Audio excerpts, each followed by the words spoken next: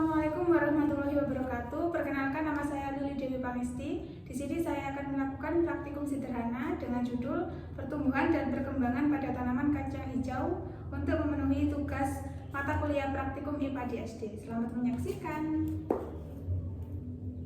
Alat dan bahan yang akan digunakan di sini ada tabel pengamatan, ada ballpoint, ada penggaris, dan juga jangan lupa siapkan gelas aqua. Untuk bahannya juga ada kacang hijau, medianya ada dari pasir, dari tanah, dan juga di sini saya juga menyediakan ada kapas dan juga ada air.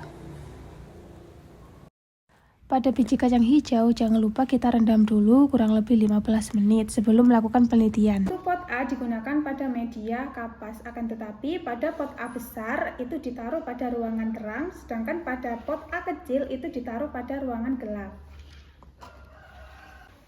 Pot B digunakan pada media pasir, akan tetapi untuk B besar digunakan pada ruangan terang, untuk B kecil digunakan pada ruangan gelap. Pada pot C digunakan pada media tanah, akan tetapi pada pot C besar digunakan pada ruang terang, sedangkan pada pot C kecil digunakan di ruangan gelap. Untuk langkah-langkahnya, pada media kapas saya akan taruh di dalam gelas pada pot A besar dan pot A kecil. Kemudian saya akan masukkan biji kacang hijau yang sudah direndam sebanyak 7 biji. Dan jangan lupa untuk jaraknya ditata agar tidak berdekatan. Setelah itu saya masukkan air sebanyak 2 sendok ke dalam gelas A besar dan gelas A kecil.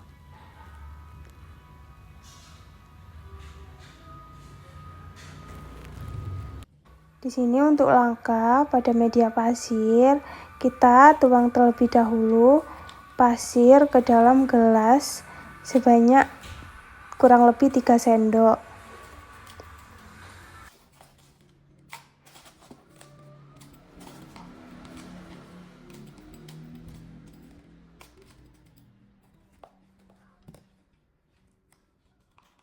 Kemudian kita taruh juga untuk kacang hijaunya sebanyak 7 biji dan jangan lupa diatur jaraknya. Setelah itu saya akan siram menggunakan air sebanyak 3 sendok pada gelas B besar dan B kecil. Pada media yang ketiga ada media tanah. Jangan lupa siapkan pot C besar dan pot C kecil. Di sini saya taruh tanah ke dalam gelas aqua sebanyak 2-3 sendok. Dan jangan lupa setelah itu saya akan masukkan biji kacang hijau sebanyak 7 biji ke dalam gelas.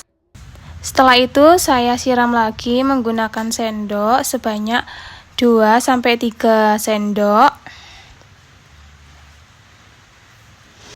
Ini dia untuk hasilnya. Setelah itu saya akan siapkan kardus untuk memasukkan pot yang memiliki huruf kecil ke dalam kardus dan saya akan simpan ke tempat yang gelap. Untuk pot yang memiliki huruf besar, saya akan taruh di ruangan terbuka atau ruangan yang terang. Hasil penelitian pada tanaman kacang hijau di hari pertama di tempat terang pada pot A senilai 1 cm, pada pot B senilai 1,5 cm, pada pot C senilai 1,5 cm. Inilah hasil praktikum pada biji kacang hijau di hari kelima. Bisa dilihat pada pot A di ruangan gelap ada 8,5 cm. Pada pot B kecil di ruangan gelap ada 5,5 cm dan pada pot C kecil di ruangan gelap ada 2 cm.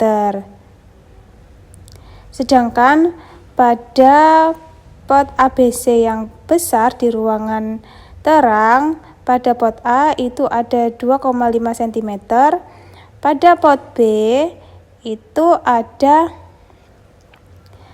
4,5 cm, dan pada pot C itu ada 1 cm.